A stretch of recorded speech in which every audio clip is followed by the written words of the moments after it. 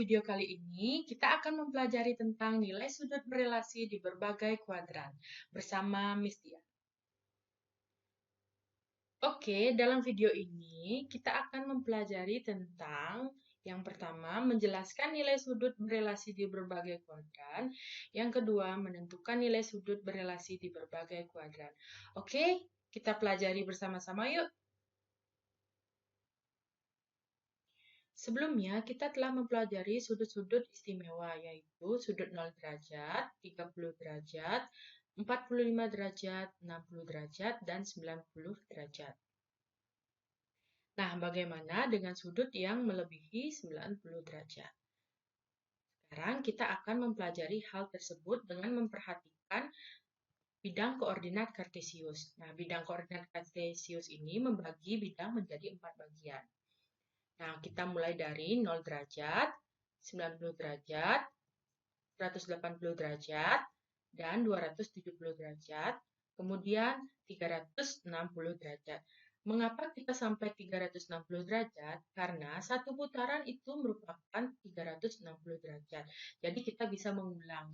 Nah, daerah-daerah ini dinamakan, untuk daerah pertama itu kita namakan kuadran 1, daerah kedua kita namakan kuadran 2, daerah ketiga kita namakan kuadran 3, dan daerah keempat kita namakan kuadran 4. Nah, jika kita melihat tabel-tabel dari sudut-sudut istimewa, kita lihat bahwa nilai sin, nilai cos, dan nilai tangen pada sudut-sudut istimewa itu bernilai positif.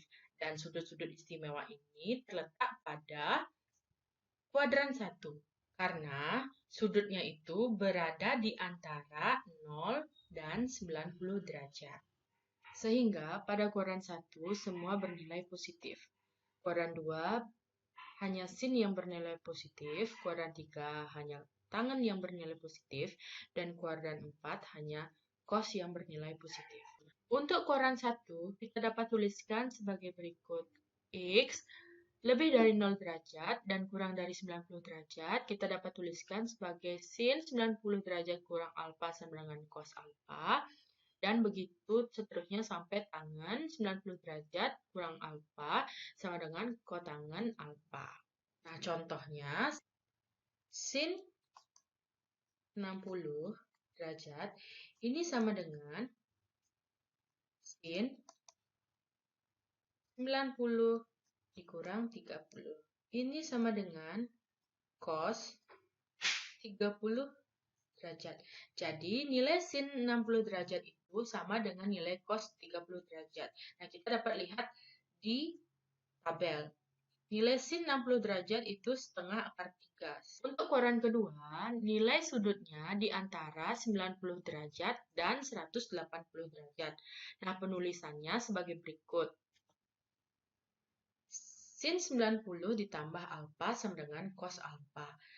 Nah, sin 90 ini bernilai positif karena ingat di kuadran kedua sin itu bernilai positif. Sehingga sin 90 tambah alfa itu sama dengan positif cos alfa. Sisanya bernilai negatif. Sebagai contohnya, sin 150 derajat. Nah, sin 150 derajat ini kita bisa gunakan untuk yang pertama, rumus pertama yaitu sin 90 tambah alfa, atau rumus kedua kita dapat gunakan 180 derajat min alfa. Nah, kita gunakan misalnya yang pertama, sin 90 derajat tambah 60 derajat sama dengan cos yang sebagai alfa itu yaitu 60 derajat, jadi cos 60 derajat. Sehingga cos 60 itu sama dengan 1/2. Sehingga nilai sin 90 derajat tambah 60 derajat atau nilai sin 150 derajat itu sama dengan nilai cos 60 derajat, yaitu setengah. Selanjutnya untuk kuadran ketiga. Nah, kuadran ketiga itu berada di antara 180 derajat dan 270 derajat. Nah, bagaimana penulisannya? Nah, penulisannya itu sebagai berikut.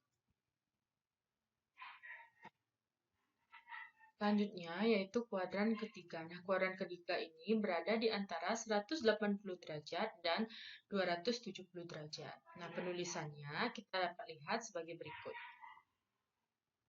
Untuk sin 180 derajat ditambah alfa itu sama dengan min sin alfa. Mengapa di sini min? Ingat, karena kuadran ketiga hanya tangan yang bernilai positif. Selain tangan, tidak ada yang bernilai positif. Mengapa kita pilih 180 derajat ditambah alfa? Karena untuk kuadran ketiga itu di antara 180 derajat dan 270 derajat. Jadi kita berpatokan menggunakan 180 derajat dan 270 derajat. Yang pertama kita gunakan 180 derajat ditambah sesuatu agar mendapat kuadran ketiga, dan 270 kurang sesuatu akan mendapat kuadran ketiga. Nah, sebagai contoh,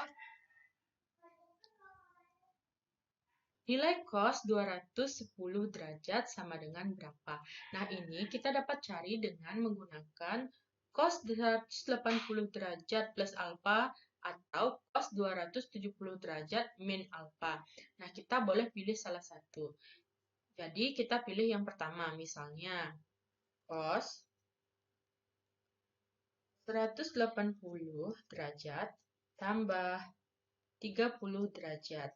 Nah, kita mencari 180 derajat ditambah berapa biar hasilnya 210, yaitu ditambah 30 derajat.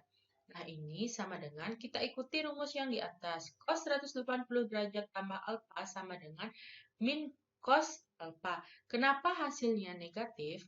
Karena pada kuadran ketiga yang bernilai positif hanya tangan.